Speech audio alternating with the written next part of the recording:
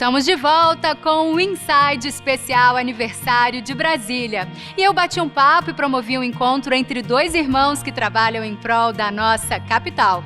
Olha só como foi.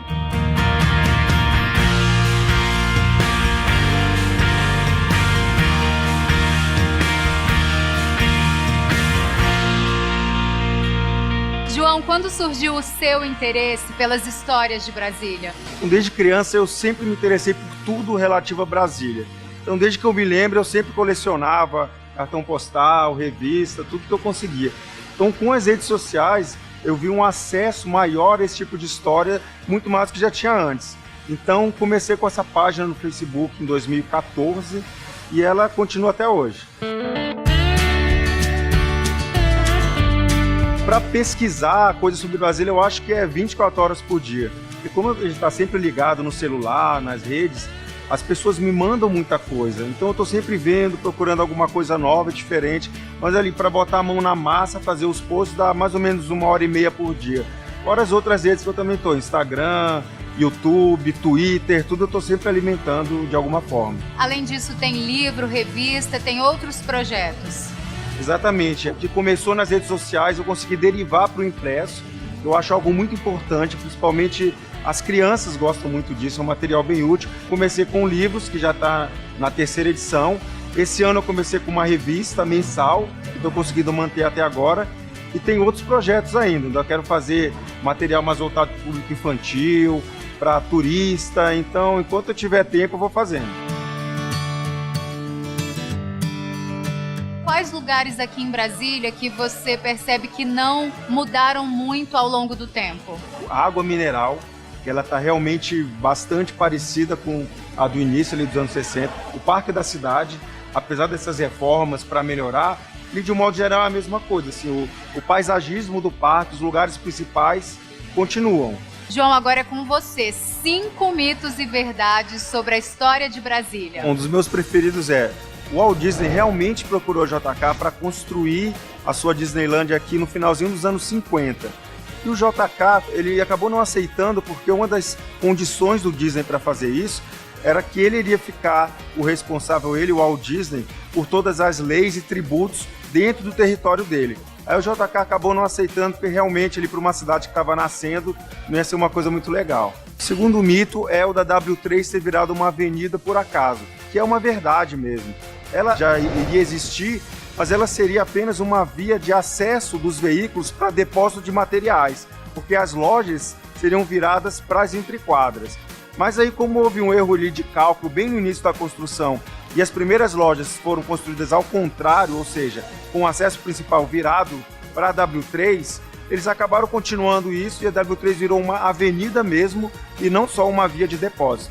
O terceiro é sobre a Vila Mauri, que era um acampamento operário que existiu ali onde hoje é o Lago Paranoá. Então ele chegou a morar cerca de 20 mil pessoas, eram famílias inteiras de candangos que tiveram todas as suas casas inundadas pelo lago. Eles já sabiam que isso ia acontecer, ou seja, o governo já avisava que toda aquela região seria inundada, mas muitos não acreditaram e tiveram que sair no último dia imposto pelo governo para a permanência de pessoas ali. Tanto que quem mergulha no lago hoje em dia consegue encontrar resto de casa, carro, poste, sapato, ou seja, tem muita coisa ali da cidade que existiu um dia. O quarto é o teto do Nilson Nelson, que ele já desabou. Isso aconteceu em 1991 e foi devido a uma forte chuva ali no início de março, que foi um fenômeno meteorológico, ele é mais ou menos um pequeno tufão que entrou pela porta principal do ginásio e ele subiu. Então ele pressionou a parte de cima do teto e tudo caiu.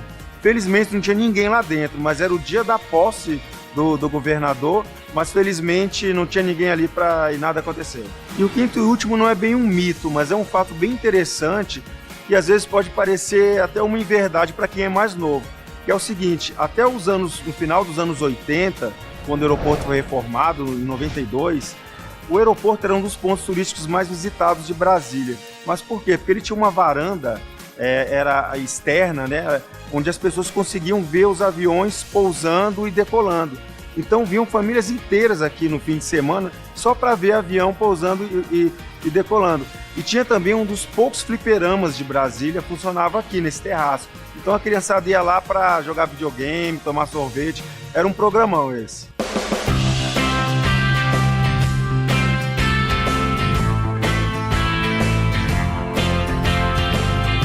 E agora eu tenho aqui uma verdadeira cena candanga. Os irmãos Daniel e João que trabalham em prol da capital. Inclusive, você já participou do Minha Brasília, do Daniel. Sim. Fui um dos primeiros participantes, ali ainda dos primeiros meses do programa.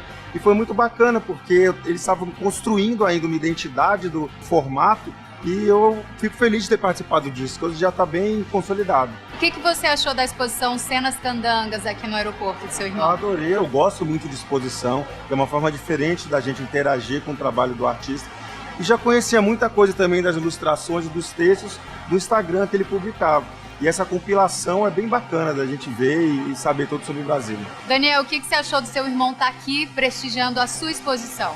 Então, é muito legal você ter a família quando tá perto da gente, pai, mãe, irmão, apoiando.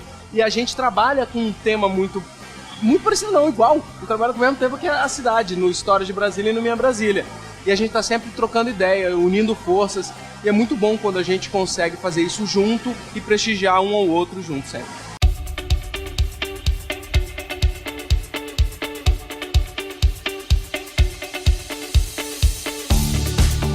Daniel, você é brasiliense, mas quando surgiu esse amor incondicional por Brasília? Eu gosto de dizer que eu sou um brasiliense que virei candango ao longo do tempo. O brasiliense, ele é qualquer um que nasce aqui, tá lá na carteira de identidade. Candango é a pessoa que ama a cidade, que constrói a cidade, que faz a cidade acontecer. Como os candangos lá nos anos 50, que vieram para construir a cidade. Hoje em dia a cidade não está mais na construção física, mas ela está numa construção cultural, numa construção social. E nós todos fazemos parte disso. Então eu tenho muito orgulho e gosto muito de ser chamado de candango. E desse amor surgiram vários projetos, vários produtos. Foi. Falando de Brasília, a gente começou com Minha Brasília, que são entrevistas dentro de uma Brasília, de um carro, andando por Brasília com celebridades e um bate-papo ali. Ao longo do tempo eu fui percebendo que as nossas redes sociais do Minha Brasília acabaram se tornando meio que uma plataforma de defesa da cidade. Porque faz parte de mim isso, né, de defender com unhas e dentes, e tem todo um público que estava com esse sentimento latente. Então, quando a gente começou com as fotos, com os programas, com os projetos, as pessoas foram abraçando, foram participando, e hoje, além do Minha Brasília, que é esse programa de entrevistas, tem uma série chamada Minha Brasília Entre Asas e Eixos, em que a gente apresenta a cidade, as curiosidades da cidade, dos locais, dos atrativos turísticos, e o livro Cenas Candangas, que são ilustrações também falando de características culturais próprias de quem é daqui. Muita gente fala, Brasília é muito nova, não tem nem 60 anos, não tem cultura própria. Tem. O livro é uma prova disso. Quem não é daqui e lê o livro, entende Brasília, e quem é daqui e lê o livro vai morrer de rir, vai morrer de orgulho, porque fala muito do nosso jeito de viver. Eu li o livro, é incrível mesmo, retrata Brasília de uma maneira bem positiva e descontraída, né? Agora falando sobre os Cenas Candangas mais um pouquinho, tem vários pontos aqui pra gente comentar. Por exemplo, Brasília é um ovo. Brasília é um ovo e ainda tem quem diga que Brasília é um ovo de codorna. A gente tá aqui no aeroporto. Se a gente parar qualquer pessoa aqui que tá ali no café e conversar 5 minutos, você vai descobrir que o primo de um namorou o irmão, a irmã do outro, que estudaram na mesma escola, fizeram a mesma faculdade, frequentaram a mesma quadra, a mesma rua. De alguma forma as pessoas se conhecem. Tanto que tem uma brincadeira, isso está no livro, que Brasília tem só 3 pessoas. Eu, você e o nosso amigo em comum. Tem esse mito também que Brasília é só concreto, que na verdade não é. A gente tem natureza, a gente tem muitas flores. Isso é retratado no livro também. Eu acho que a maior prova de desconhecimento de Brasília é falar que Brasília tem só concreto e mármore. Os monumentos são concreto e mármore. Mas só que eles são desenhados de uma forma tão fluida, tão curva, que nem parece que aquilo lá é concreto, é duro. Além disso, você tem um céu maravilhoso, tem um cerrado, tem cachoeira, tem ipês coloridos, flores o ano inteiro. As flores foram plantadas de forma que elas floresçam o ano inteiro. Então a cidade está sempre muito colorida, com muita natureza, com muitos pássaros, coruja no meio da cidade, tucano no meio da cidade, quero-quero atacando a nossa cabeça. Natureza não falta em Brasília. Então falar que Brasília é só concreto é alguém que só consegue enxergar Brasília pela tela da TV quando aparece o Congresso Nacional.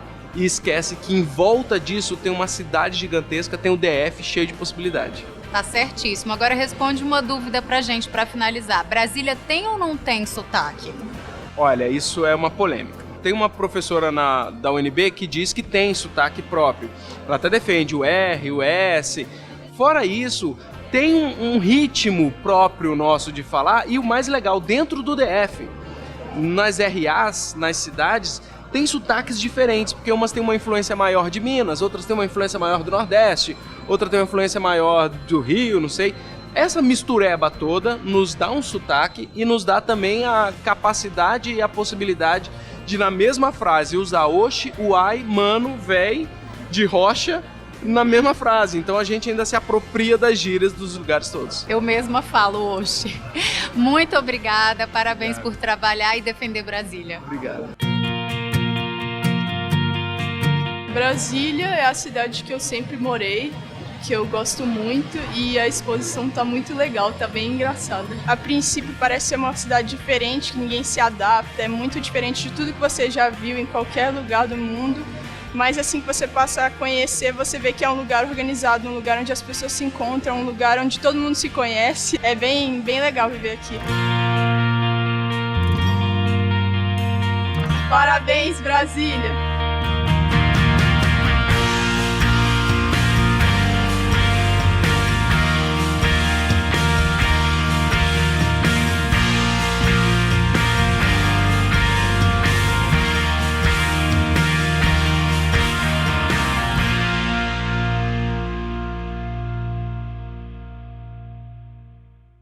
E Brasília também foi homenageada com o lançamento de uma obra infantil. O projeto, que tem o apoio do FAC, também conta com um encarte educativo com um mapa que tem o percurso dos personagens, retrata a história do Lago Paranoá e explora também a história da nossa cidade.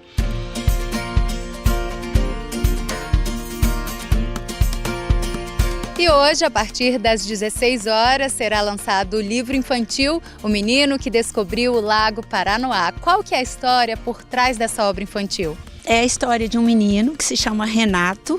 Ele tem uma demanda de um primo do interior de Minas que vem passar as férias e que questiona para ele sobre o lago, se o lago tá bom, se dá para mergulhar. E diante disso, apesar dele ser o cicerone oficial da família, porque ele é até chamado de candanguinho, de saber muitas coisas sobre Brasília, ele fica meio apavorado, porque ele não conhece o Lago Paranoá. Então ele começa a investir toda a sua vida em função de conhecer o lago, para não fazer feio com o primo que vai chegar. E aí ele convence o pai a fazer um passeio no lago, no barco Aventura. E então quando ele conhece a tilapita, que é uma tilápia, que foi um dos primeiros peixes colocados na ocasião do enchimento do lago, e eles vão se aventurar pelo lago e conhecer o lago.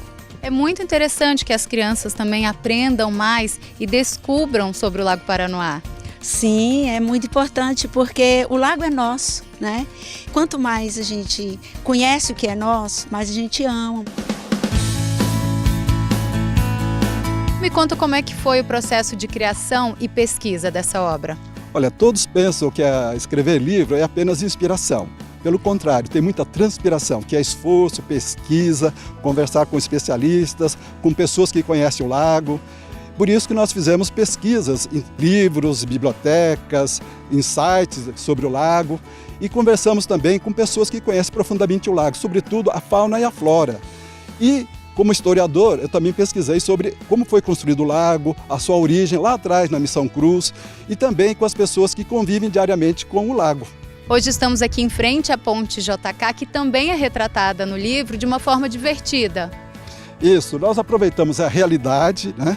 As pontes, a natureza, as águas, os animais, as plantas, e damos uma vida ligado ao imaginário infantil, à imaginação da criança, que é o lado da criação. Então a ponte não é ponte, né? Você tem piratas que não são piratas, você vai ter tesouros, que é a própria natureza, as ilhas, e o fantástico que aqui em Brasília nós temos uma cidade fantasma.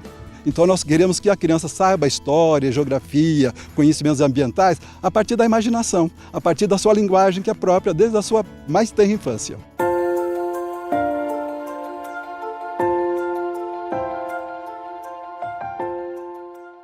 Parabéns, Brasília, pelos seus 59 anos. Orgulho e luta definem o meu amor e defesa constante por você.